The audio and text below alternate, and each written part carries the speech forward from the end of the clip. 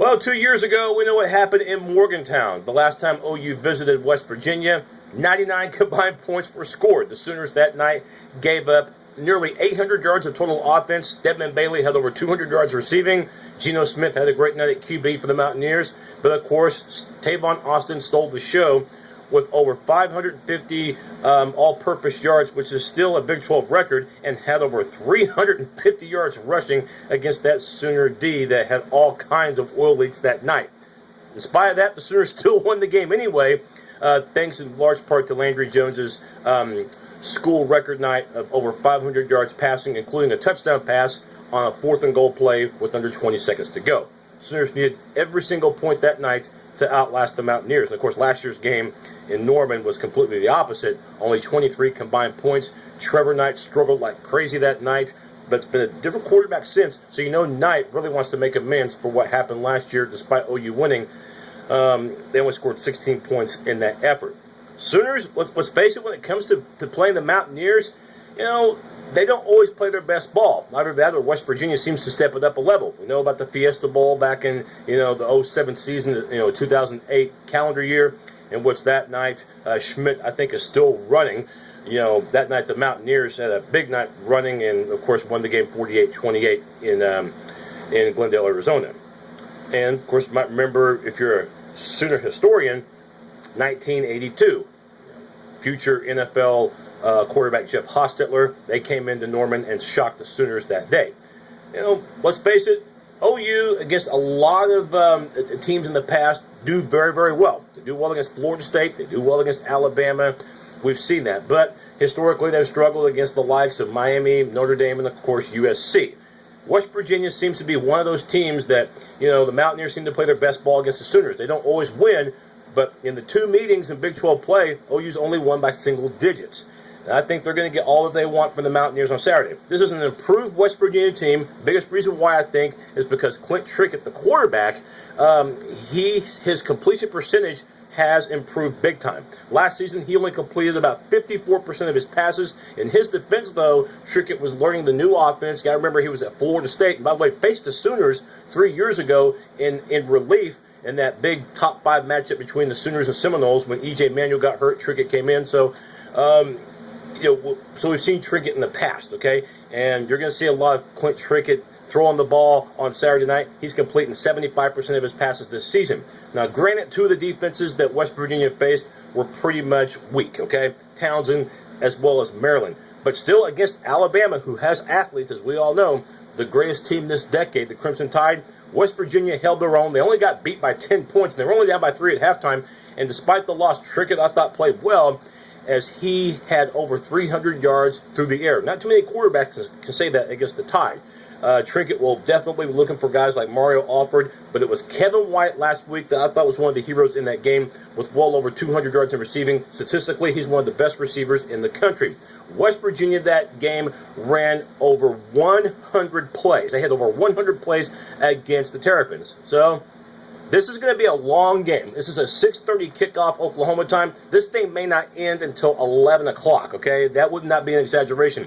OU likes to run up-tempo. They like to run an average of anywhere from 75 to 80 plays a game. West Virginia likes to run just as many, if not more. So not too much time is going to come off the clock because both teams, again, love to run up-tempo. So there's not going to be a whole lot of time that comes off that play clock. Don't get me wrong, West Virginia still has that running game with Russell Shell, the former Pitt running back. The running game is not really what keeps West Virginia going. It's that passing game. The Sooners have to be aware that the Mountaineers receivers are going to be running those slant patterns. They're going to be running across the field, in other words, not just down the sideline. Biggest thing for me, I think key number 1 of this game is going to be keep West Virginia contained, all right? Keep them contained. You can't stop them just because their offense is going to be that good, all right? But prevent the big play, all right? Just like against Tennessee, make sure you stay disciplined. Now, I know Tennessee may not be the Tennessee of old, but, as we saw last week, the Volunteers do have athletes. They do have terrific receivers. I thought OU did a fantastic job in containing them. I thought Sanchez played well. Of course, Julian Wilson was big in that game, but also, too, the linebackers played terrific, too, with with Jordan Lewis. I thought he did a fantastic job against Tennessee's passing attack led by Justin Worley. So, again, it's going to be about containing West Virginia's offense. That's where your defensive line, again, needs to come up big like they did last week. So, we're calling out Jordan Phillips. Of course, we're calling out, Tapper. We're calling out Udale. Calling out those guys. They have to, again, be essential for the Sooners to go into Morgantown and get a win. Key number 2, it's going to be OU's Robins, okay, like Batman and Robin. Let's talk about a guy by the name of Alex Ross. You remember him? He's part of that running back rotation. Well, even though he's been a Robin in the past, he's going to have to play the role of Batman on Saturday because of the injury, as you might already know, suffered by OU's terrific running back who's gotten off such a good start this year, Keith Ford, who has a leg injury, won't play this week. OU doesn't play anybody next week. They have a bye week, may not play against TCU either. So Alex Ross now will get a lot of carries, okay? He becomes the number 1 back this week in Morgantown.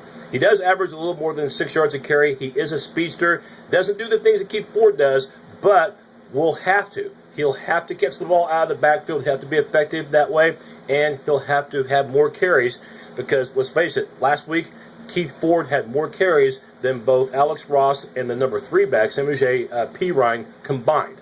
So, Perine, again, we're going to see him used more than just on short yardage situations.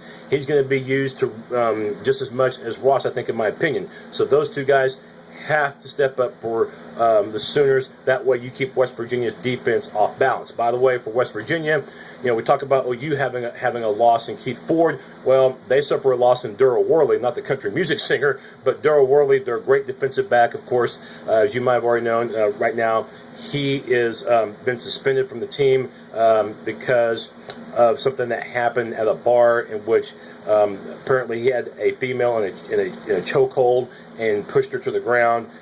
Yeah, that spells trouble. He was suspended back on Monday. A warrant was issued for his arrest 2 days later. So that's a big loss for the Mountaineers because he was their best defensive back. Still, OU will have to make the ground game work for the passing game to fall into place. The other Robin for OU will have to be Deron Neal because Shepard's going to get a lot of attention from that Mountaineer secondary. And I think number 3, once again, it's about third down for the Sooners.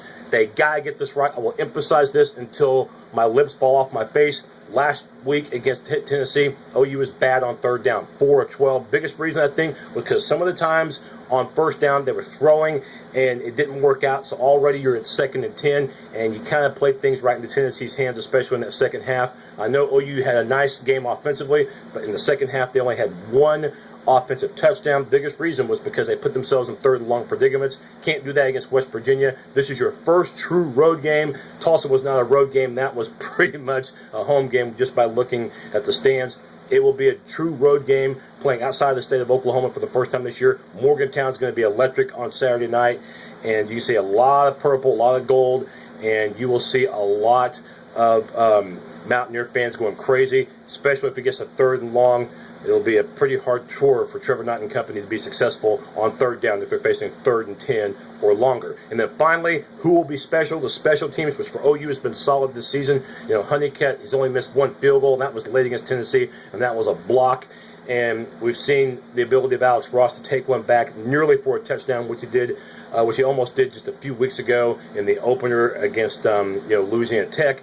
West Virginia, they've run a kickoff back for a touchdown, and that was against Alabama in the opener in Atlanta. So which special teams group will step up? We'll have to wait and see. That could really be the outcome of this game. Final thoughts on this game. Look, Vegas respects West Virginia because that line, which opened up at 12 for the Sooners, has gone down to 7, and it's gone up just a half point since it's 7.5. So 7.5 is what OU's favored by. I think OU wins this game, and I'm going to go 38-27. I do think West Virginia gets points in this game, but I don't think their defense can keep up with the Sooners. And despite the fact that Ross will be the number 1 guy, which is not a bad thing, but Keith Ford is naturally the best of the 3 backs, I think the Sooners' ground game will get the job done. And I think the defense might bend at times, but I think they limit West Virginia's big play ability. 38-27, that's what I have the final score being in favor of OU.